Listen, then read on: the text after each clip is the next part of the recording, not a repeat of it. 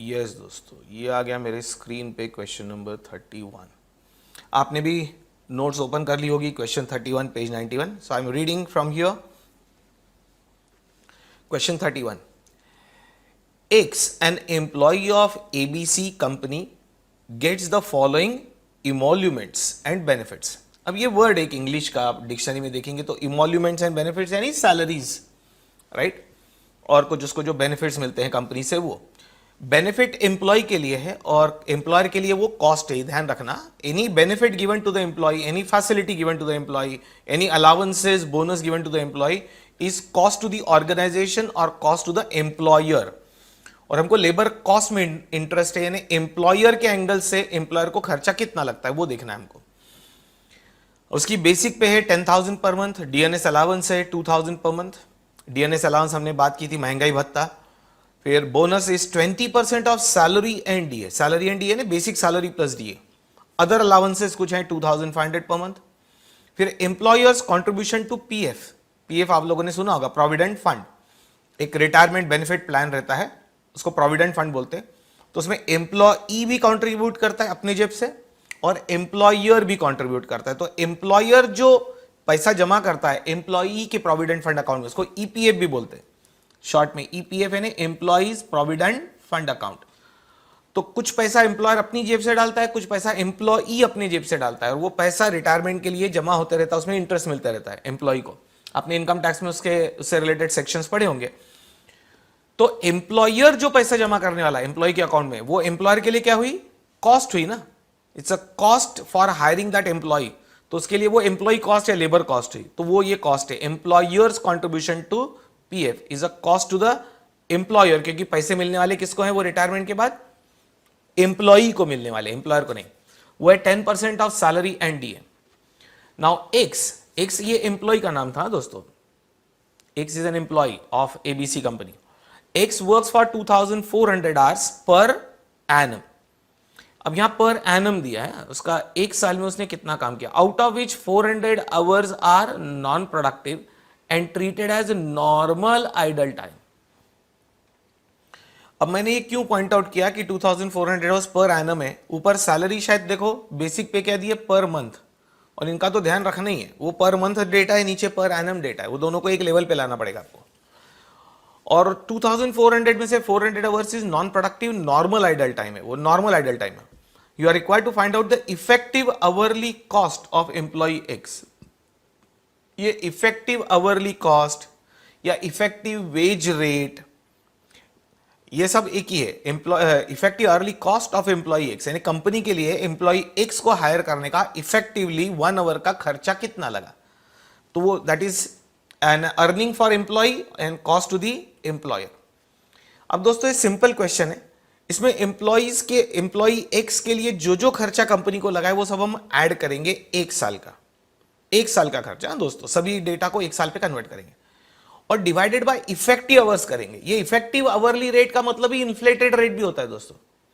ये जो effective rate word है ना, इस इफेक्टिव रेट का मतलब ही होता है inflated rate.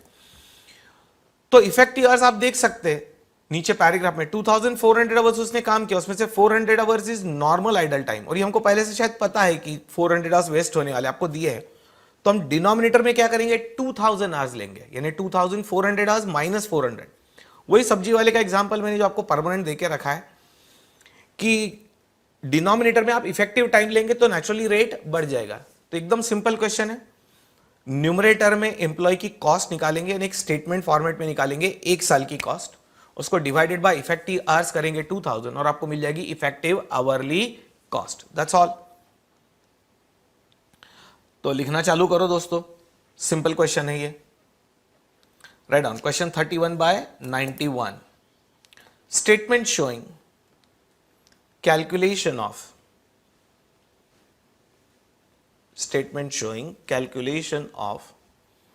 effective hourly cost of employee X।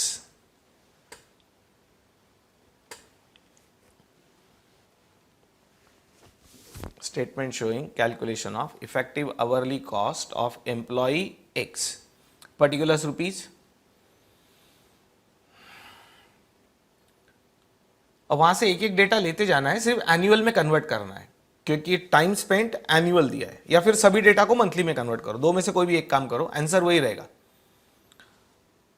लिख दिया पर्टिकुलर्स रुपीस। बेसिक पे, क्वेश्चन पे नजर रखो आप, क्योंकि मैं दोनों चीज एक साथ नहीं लगा सकता, क्वेश्चन भी और आंसर भी। क्वेश्चन आपके पास प्रिंटेड है नोट्स में। बेसिक पे 10,000 पर मंथ इंटू 12 मंथ्स कर रहे हैं हम, उसको एक साल में कन्वर्ट कर रहे हैं,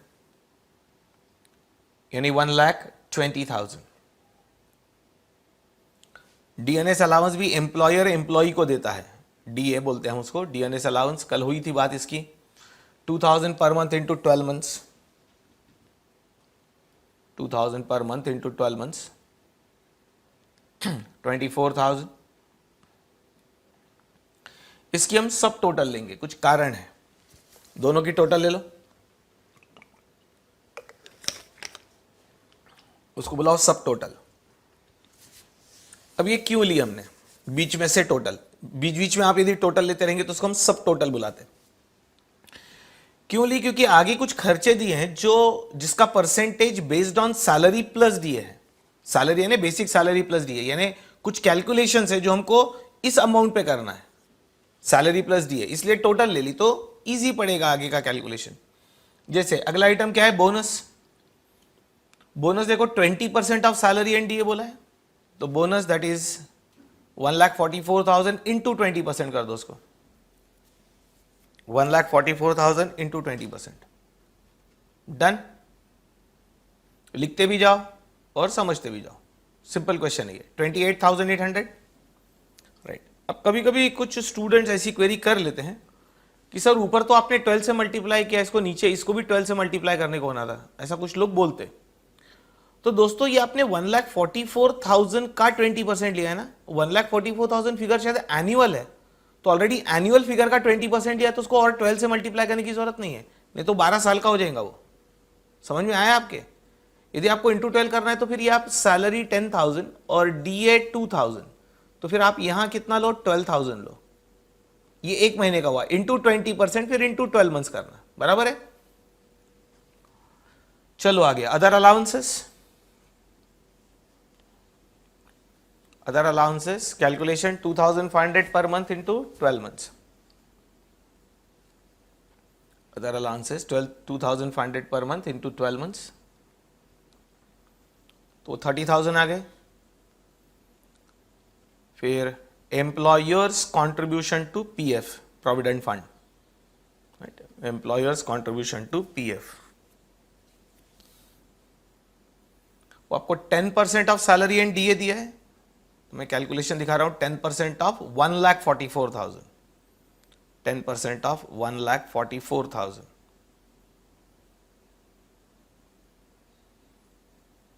हो गया 14,400। अब वो सब उसकी सैलरीज, वेजेस यानी इमोल्यूमेंट्स एंड बेनिफिट्स जो थे वो खत्म हुए, तो ये टोटल हो जाएगी। Total cost to employer per annum, total cost to employer per annum, एक साल का एम्प्लॉयर को खर्चा एम्प्लॉय एक्स के लिए कितना लगा, तो वो आएगा, सब टोटल से आगे की टोटल ले लेना, 2,17,200, 2,17,200।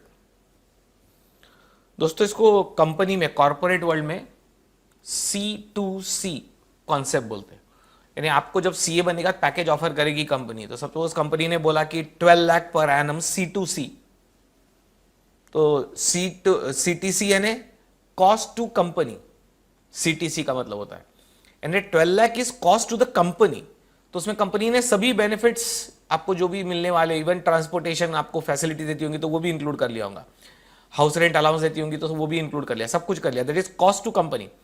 तो आपको 12 लाख का पैकेज है, तो ये मत समझना कि घर पे सैलरी 12 लाख लेके आएंगे आप, ये कॉस्ट टू द कंपनी है, उसमें से कुछ तो नॉन मॉनिटरी बेनिफिट्स है, और फिर टीडीएस वगैरह कट के सब डिडक्शन होके हाथ में जो सैलरी आएगी, तो आपने उनसे क्या पूछना है, सर सीटीसी तो बराबर है 12 लाख, टेक होम सैलरी कितनी है बताओ, टेक होम यानी घर पे ले जाने के लिए कितनी मिलेगी सब डिडक्शन के बाद, तो take home salary is quite lower than this.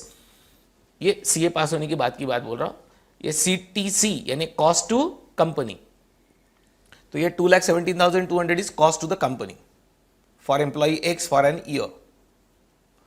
अब लिखो इफेक्टिव आवरली कॉस्ट, उसके नीचे टेबल के नीचे देयरफॉर इफेक्टिव आवरली कॉस्ट यानी इन्फ्लेटेड कॉस्ट या इन्फ्लेटेड वेज रेट। यदि आपको क्वेश्चन पूछा रहता calculate inflated wage rate for employee x तो भी यही आता था, यानी वर्डिंग चेंज हुए तो भी आंसर यही रहेगा।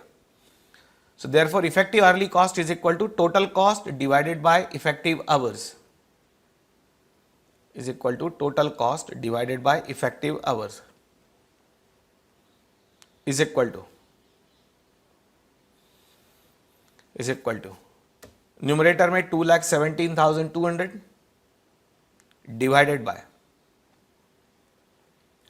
डिनोमिनेटर में ले लो 2,400 माइनस 400 यानी 2,000 आवर्स इफेक्टिव आवर्स। डिनोमिनेटर कम करने से रेट बढ़ता है, इसलिए हम उसको इन्फ्लेटेड रेट मेथड भी बोलते हैं। Is equal to rupees 108.60 per hour is equal to rupees 108.60 per hour, that is effective hourly cost.